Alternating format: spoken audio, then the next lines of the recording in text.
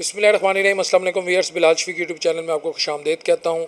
Viewers, Khwaja Asif के इस्तीफ़े की बाज़गश्त इस वक्त सियासी मंडी में चल रही है।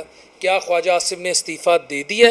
एक इंतहाई अहम शख्सियत ने उनके इस्तीफ़े के मुतालिक बात की है, उस पर भी मैं बात करूँगा। और इसके साथ साथ भारतीय रियासत बिहार में नवंबर के फर्स्ट वीक में इलेक्शन होने जा रहे हैं। अगर भारत वो इलेक्शन या बीजेपी वो इलेक्शन, यकीनन मुझे ये कहना चाहिए कि अगर बीजेपी की गवर्नमेंट बिहार में होने वाले स्टेट इलेक्शन में विन करती है तो उसका सेहरा सिर्फ एक शख्स के सर पे जाएगा, और वो है हारिस रऊफ़ उर्फ पर्ची वाली सरकार, ख्वाजा आसिफ का यार, ख्वाजा आसिफ का बेली। और ख्वाजा आसिफ साहब, आपने सही कहा था, एक आपकी ट्वीट थी कि हारिस रऊफ़ सही टकरे है, और सही टकरे है, और पाकिस्तान उ टकरे है, इंडिया भी सही टकरे है कि हारी हुई जो इंडियन टीम है उसको 22 गेंदों में 50 रन देकर, 22 गेंदों में 50 रन देकर हारिस रऊफ ने एक नामुमकिन को, कहते हैं ना, अनहोनी को होनी कर दिया। इस शख्स ने वो किया। इंतहाई घटिया, निकम्मा, नालायक प्लेयर उर्फ पर्ची वाली सरकार। इससे ज़्यादा मैं कुछ नहीं कहूँगा। वैसे मैं आपको एक बात बताऊँ, जिस वक्त मैं अल्लाह सुबह उठा ना, अल्लाह झूठों में कुरान में लानत भेजता है। मैंने मैच नहीं देखा, 2-3 साल हो गए मैं मैचेस नहीं देखता, सिर्फ एज ए जर्नलिस्ट मैं खबरें इकट्ठी करता हूँ।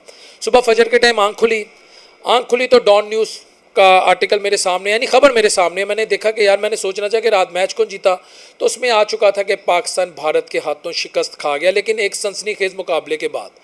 तो मैं समझा पता नहीं कितना टफ मुकाबला किया होगा। भाई 5 विकेटों से हारे हो, 140 रन में आउट हुए हो, आखिरी आपकी 8 विकेटें 50 स्कोर नहीं कर सकी, तो सनसनीखेज कौन सा मुकाबला। अगर शुरू में आपने 3 विकेटें गिरा भी दी थी तो इसका ये मतलब थोड़ी है कि इंडिया मैच हार गया था। इसकी सैकड़ों ऐसी दलीलें हैं, मिसालें हैं कि 6-6, 7-7 विकेटें गिर जाती हैं और आखिरी जो टेल एंडर्स होते हैं वो स्कोर कर जाते हैं। हर कोई पाकिस्तानी टीम नहीं होता, ये याद रखना चाहिए। अच्छा, जब मैंने वो खबर पढ़ी ना, मुख्तसर मैं उस पर आना चाहता हूँ, तो मैंने देखा कि यार, हारिस रऊफ़ उर्फ पर्ची वाली सरकार, जिनकी ख्वाजा आसिफ साहब के साथ बड़ी तस्वीरें हैं, किसी जगह खड़े हैं तो PMLN लिखे गाड़ी के बाहर। अब ये तस्वीरें AI जनरेटेड हैं या जेन्युइन हैं, ये ख्वाजा आसिफ साहब बता सकते हैं। वैसे ख्वाजा आसिफ साहब से क्या पूछे, वो शमा जिनेजो को भी नहीं जानते, जिनके मुतालिक अब मैं क्या कहूँ, वो तो शमा जिनेजो साहिबा को भी नहीं जानते।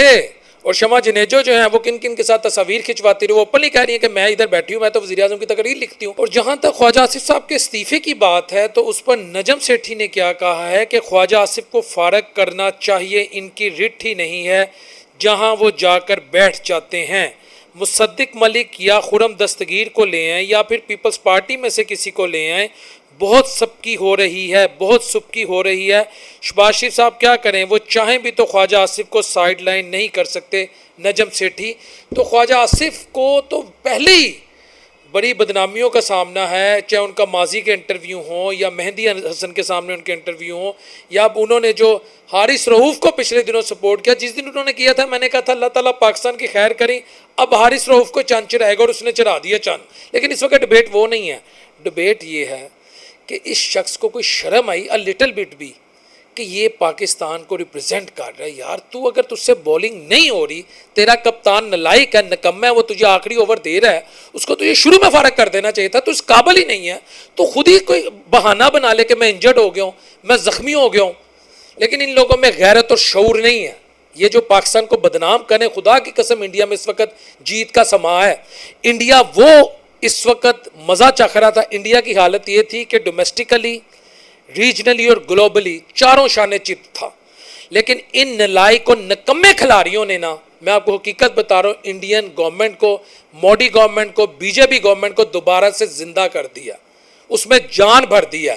और बिहार इलेक्शन में जीतने पर मैं मोदी आपसे एक रिक्वेस्ट करता हूँ, अजीत देओल मैं आपसे रिक्वेस्ट करता हूँ, राजनाथ सिंह मैं आपसे रिक्वेस्ट करता हूँ, और भी इनकी जितनी लीडरशिप है, इवन के राहुल गांधी आपसे भी रिक्वेस्ट करता हूँ कि इंडिया को अगर कोई थोड़ी बहुत इज्जत मिली है तो इन 11 खिलाड़ियों को आप ना वर्चुअली वो खेल रत्ना और अर्जुना अवार्ड दे दें।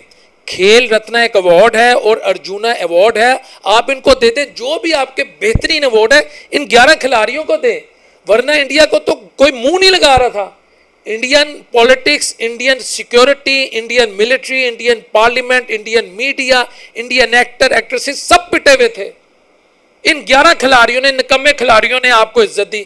और मैं ये बात बता दूं कि मैं जब खबर पढ़ी ना, उस बात को भी मैं कंटिन्यू करूंगा कि पाकिस्तान हार गया, तो मुझे आया कि यार ये मोहसिन नकवी 11 जो है ना, इसमें कोई गैरत खाकर इस्तीफ़ा ना दे दे, यकीन करें, और ख़ास तौर पर हारिस रऊफ़ ना दे दे। तो हारिस रऊफ़ टेंशन नहीं लेनी, जब लाखों लोग आउट ऑफ द वे जाके नालायक निकम्मे लोग, इंतहाई नाकारा लोग, मुल्क के ख़जाने पे बोझ लोग, हर अदारे में जो नालायक लोग बैठे हैं, जब वो मेरिट का कत्लेआम करके अदारों को बर्बाद करके निज़ाम को चला रहे हैं, तो तुम क्यों इस्तीफ़ा दोगे? गैरत नहीं खानी, ये हुब्बुल वतनी का मुजाहरा नहीं करना, कीप डूइंग इट, कंटिन्यू करनी अपनी ये जो तुम मुल्क की बदनामी का बाइस बन रहे हो, बनते जाओ। तो फिर मुझे आया नहीं नहीं यार, ये इतना बाशऊर नहीं है, इसलिए मैं भी वैसे कहते तो हारिस रऊफ़ जज्बात में आकर ना जिस तरह इशारे कर रहे थे, कोई बड़ा स्टेप ना ले लेना, इस्तीफ़ा ना दे देना, क्योंकि तुम इतने नालायक हो, तुम्हें तो बाद में किसी ने स्टेडियम के बाहर भी नहीं घुसने देना। और वो जो दूसरे हैं हुसैन तलत, वो साहब ने कैच छोड़ दिया, संजू सैमसंग का वो कैच पकड़ लेते, पाकिस्तान की बात बन जाती। साहबजादा फरहान और फ़खर जमान के बाद टिक के कौन खेला? आखिरी आपके 8 खिलाड़ी तो 50 स्कोर नहीं कर सके। 17वें ओवर में आपकी 3 विकेटें गिर गई। मोहम्मद हारिस हो, नवाज़ हो, सलमान अली आगा हो, हुसैन तल्लत हो, ठीक है, शाहीन अफरीदी ने कल अच्छी बॉल कराई, वरना यूजुअली वो भी पिटता है, उसको भी कोई कहे अगर मैच विनिंग बॉलर है, मैं उसे भी नहीं मानता। ये तो नालायकों का एक टोला है, एक टोला।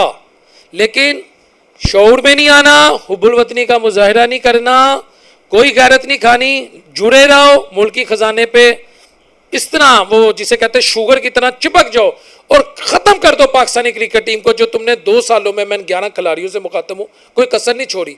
जिस तरह तुमने पाकिस्तानी टीम को और अवाम को पाकिस्तानी क्रिकेट से मुतनफ़र किया ना, अल्लाह की इज्जत की कसम, तारीख में ऐसी मिसाल नहीं मिलती।